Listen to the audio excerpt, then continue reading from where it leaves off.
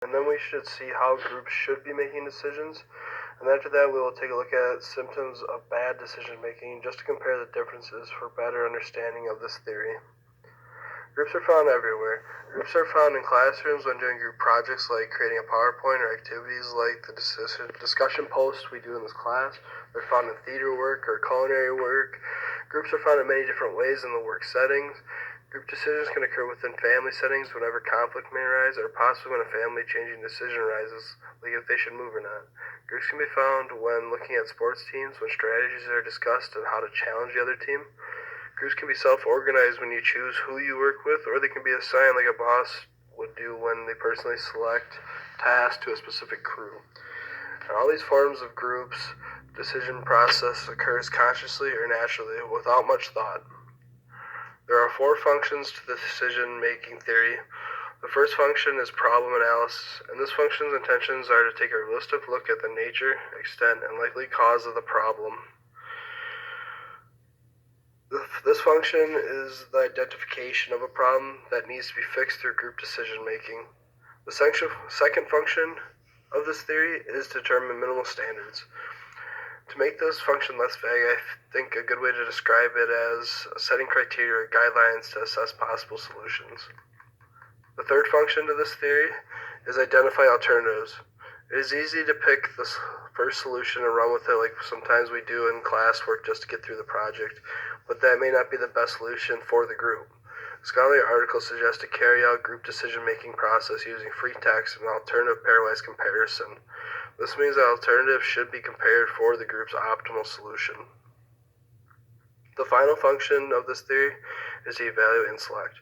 After all ideas and alternatives have been presented, a critical thinking process begins within the group to decide which solution should be selected. I think a good way to understand this theory is to understand what this theory is not.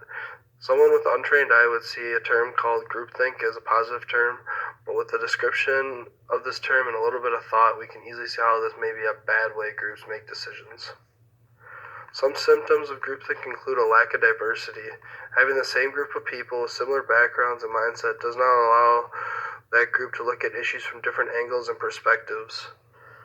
Organizations and companies hire diversity now with the mindset of creative thinking and different viewpoints. Compared to a decade ago, they hire diversity because of criteria and legal standards.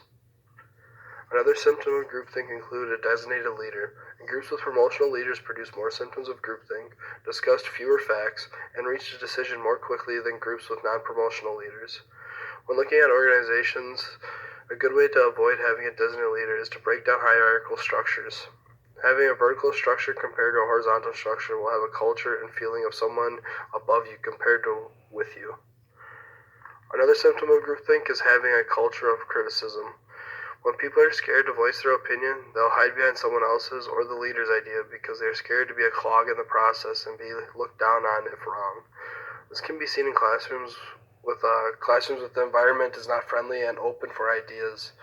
This is why teachers pressure creativity and judgment-free zones, because ideas will not come out of a group when they are scared to share their thoughts and opinions, and thus will not make a productive learning environment.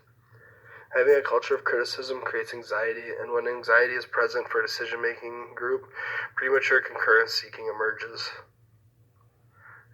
Comparing groupthink and this theory, you can easily see that groupthink does not follow any of the functions this theory suggests, and groupthink can be in some cases a form of dictatorship from leaders. The main purpose of this theory is to find a way how groups can come up with good quality decisions. Finding the right recipe as a leader and a follower in a group to make the best decisions will lead to satisfaction of the group and attaining a favorable outcome, and for the individuals in the group, because they know their opinions matter and are not scared to voice their opinions.